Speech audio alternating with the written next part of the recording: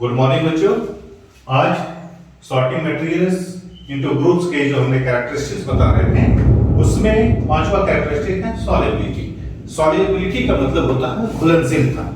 जब भी हम किसी ऑब्जेक्ट को किस चीज में घोल रहे हैं तो उसमें क्या वो घुलनशील की योग्यता रखती है या नहीं।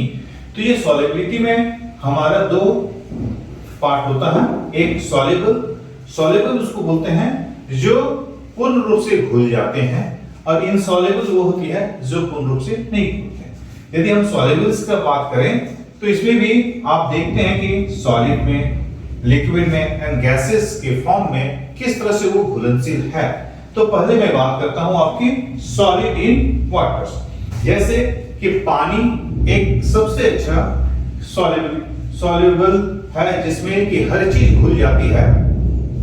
तो इसमें हम किसी सॉलिड को रखते हैं, जैसे कॉमन सॉलिड जिसको हम लोग साधारण नमक बोलते हैं और हमारे दैनिक जीवन में इसका इस्तेमाल भी होता है। सोडियम क्लोराइड इसका केमिकल्स फार्मूला होते हैं।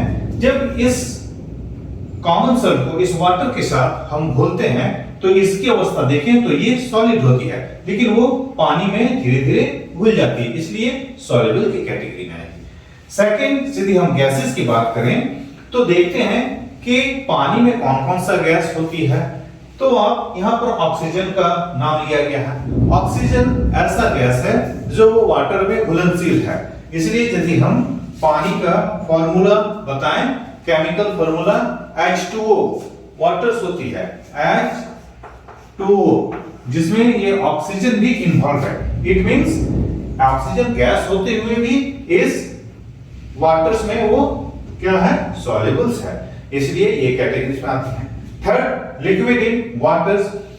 पानी तो खुद ही एक सॉल्युबल्स है, इसमें लिक्विड फॉर्म में कौन आता है, तो वेनिगर्स को इस पानी में मिलाते हैं तो ये बहुत अच्छे से उसमें घुल जाते हैं।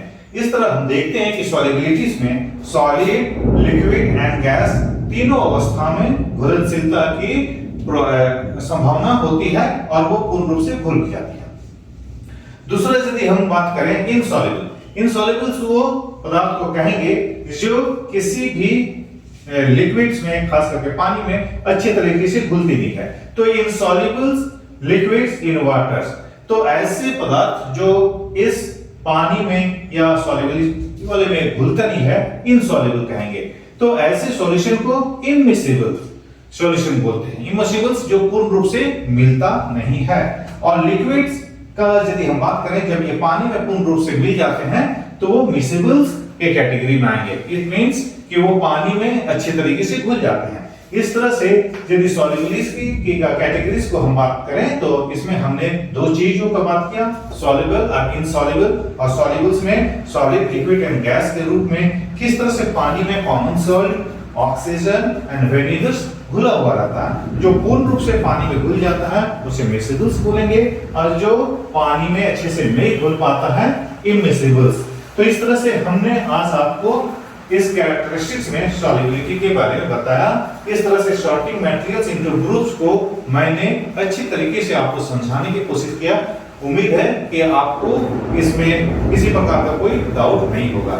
Thank you very much.